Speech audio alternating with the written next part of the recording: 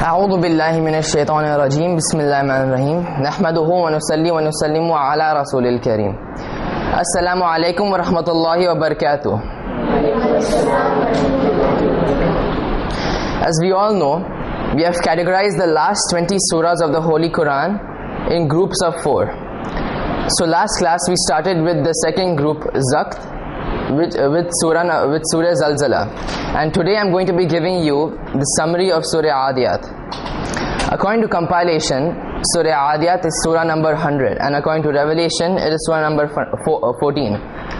Now, according to compilation it's Surah number 100 and revelation 14. Now I like to recite the whole surah with its meaning. أعوذ بالله من الشيطان الرجيم بسم الله الرحمن الرحيم وَالْعَادِيَاتِ ضَبْحًا.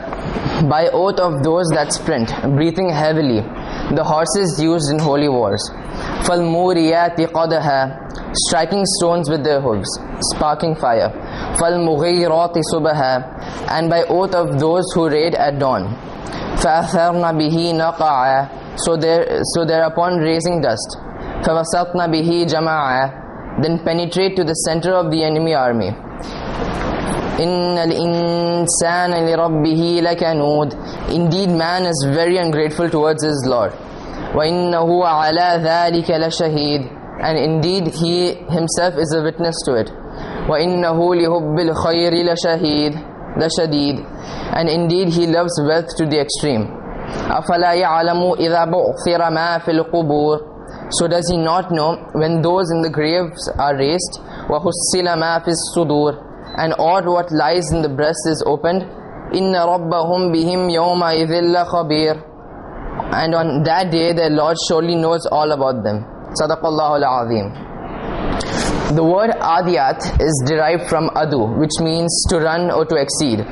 That is the reason why an enemy is called Adu, as he exceeded the limit of love. In this surah, Allah Almighty swears by 5 qualities of horses: their heavy breathing, sparks coming out of their hooves, when they run they make sand clouds, they attack at the center, and they raid at dawn. The oath is on those horses of the Muslim soldiers who during holy wars come out of their borders and enter the borders and boundaries of the infidels. When those horses of the Islamic soldiers carry its soldier on its back, it has increased its own dignity, since the breath of the horse of an Islamic soldier is so blessed. That is the reason why Allah Almighty has taken an oath on them. In the second ayat, it says, when those horses run on rocky grounds, they make sparks come out of their hooves. Now this is so beloved to Allah Almighty that He has taken an oath on that. According to the Sufi practice, a stone-hearted person too will have a glowing heart if he maintains connection with the pious servants of Allah Almighty, who are the friends of Allah Almighty. In the third ayat, it says, in dawn, after traveling the entire night, they attack the disbelievers in darkness.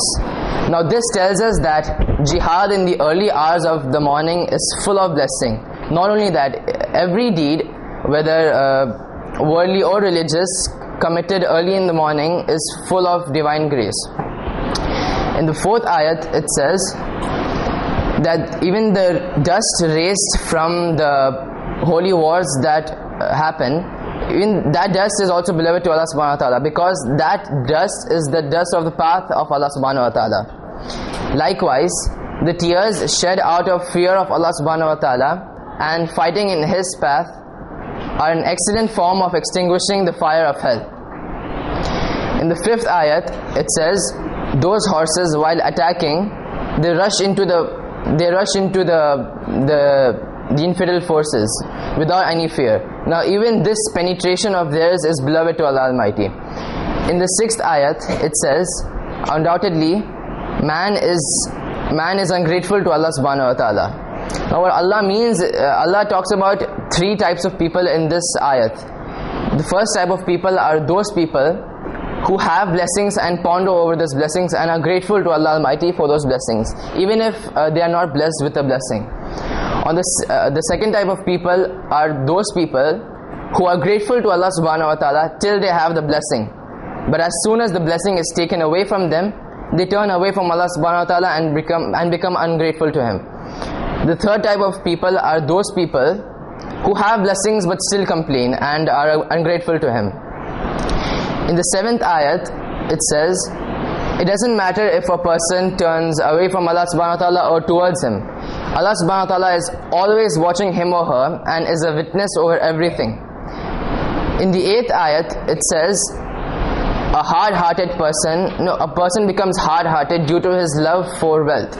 Because love for wealth is the cause of hard-heartedness, just like how loving Prophet Muhammad ﷺ is the cause of soft-heartedness. In the 9th ayat, it says, although man knows about the day of judgment, he never prepares for it.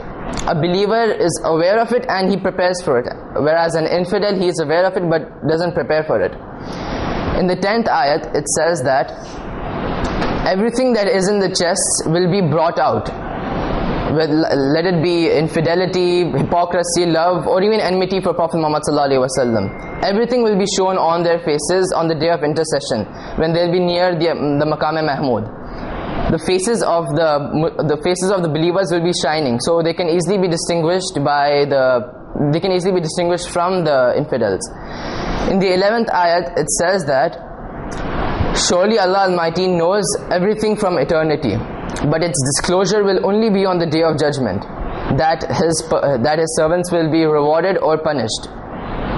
So from this surah, we learn that we should always obey Allah Almighty and have complete faith and belief in Prophet Muhammad ﷺ. We should always be grateful to Allah Almighty for whatever He has given us and know that He is a witness over everything. Jazakumullahu khair for patiently listening to me. Assalamu alaikum wa rahmatullahi wa barakatuh.